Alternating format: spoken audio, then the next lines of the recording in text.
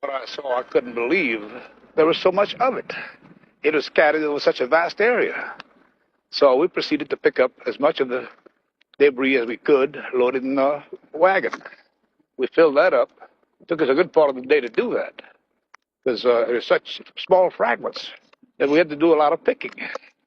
We found a piece of metal uh, about a foot and a half to 2 feet wide and about 2 or 3 feet long. Felt like you had nothing in your hands. It wasn't any thicker than the foil out of a pack of cigarettes. But the thing about that got me is that you couldn't even bend it. You couldn't bend it. Even with a sledgehammer, would bounce off of it. So I knew that I had never seen anything like that before. And as of now, I don't know what it was. It was not anything from this earth that I'm quite sure of. Because I was, being an intelligence officer, I was familiar with just about all materials used in aircraft and in our air travel. This is nothing like that. It could not be. It could not have been. My father had been called out to investigate what I thought was an aircraft accident some distance from here on a ranch close by. And he came back much later one evening, about maybe 2 o'clock in the morning, with a car full of debris, like metallic debris. Mm-hmm. And he was very excited about it. He unloaded a good part of this debris into the house here, into the kitchen part. And he woke my mother and myself up to come look at this because he had no idea what this was. Material that it consisted of was more foil-like, although it was a very strong, very tough material. Material that was not easily malleable, not like tin foil that you could just bend back and forth. Parts of it looked like balsa wood type members, but metal-like balsa wood.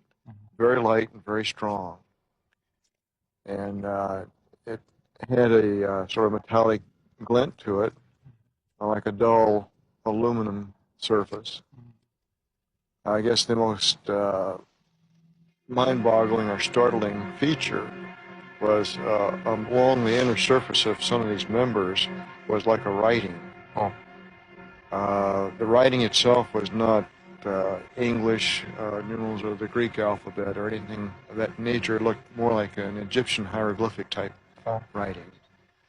The lettering itself was, I recall, the color was a purplish violet hue, and it looked like it was embossed inside the inner surface of some of the metallic members, the structural frame itself. Oh. I think he came to the conclusion that this was probably not anything that was made here, at least on this planet. Oh. I was not out at the ranch at the time, and I picked up an Albuquerque paper, and here's my dad's picture looking at me, and I thought, well, I wonder what he's done now. So I went on to read the article, and I told Shirley, I said, well, I guess I better go out to the ranch, because they said that the Air Force had asked him to stay in Roswell. Anyway, they swore Dad to secrecy, and I went out to the ranch and stayed until he got back. And I asked him what he got into, and he says, I found a bunch of trash. And so he went on to tell me it was a bunch of sticks, twine string, he says. And he said on some of these sticks, why, there was, he says, Japanese or Chinese figures, you know. And, of course, he couldn't even start to show me what it was like, you know. And I kept asking him questions, and he said, well, I told the Air Force I wouldn't tell anybody. He said, you're probably better off without knowing. He did show me where he had found this wreckage. And so, and of course, riding horseback, you see lots of things, you know. So I'd go back through there, and naturally I was kind of looking.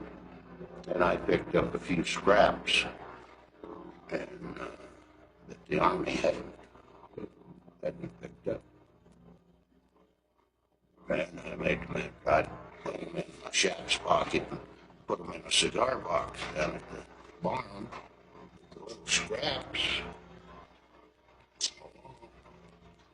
I call it wood. It was kind of like balsa wood. Real light, kind of a neutral color.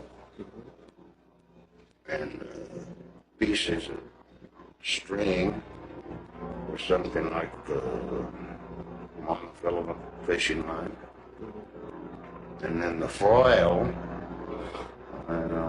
like tin foil or lead foil, but you couldn't crease it and make it stay. And I only had one little jagged piece of it. And you bend it over, make a crease, and it'd straighten right back out. And it wouldn't, I don't know, it had to hit with a terrific force because you couldn't cut that wood, the string, or the foil. And it wouldn't burn. That wood was real pliable, and but it wouldn't break. It was something, I don't know, felt like balsa wood, real light, you know. And of course, that was kind of before the days of plastic, so it could have been some type of plastic. I don't know.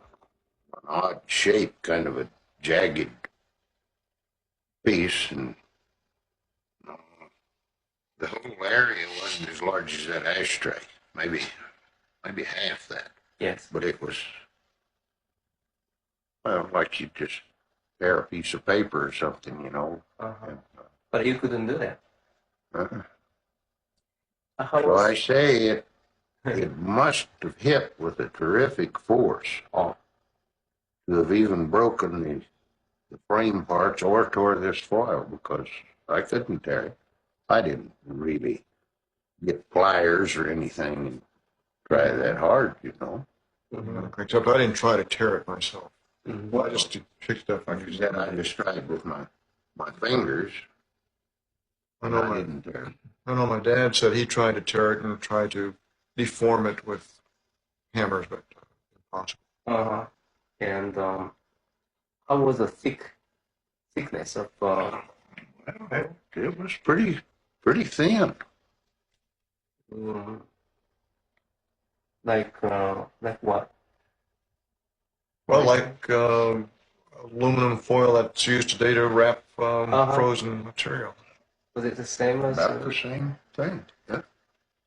How was the edge of the balsa-like material? The edge.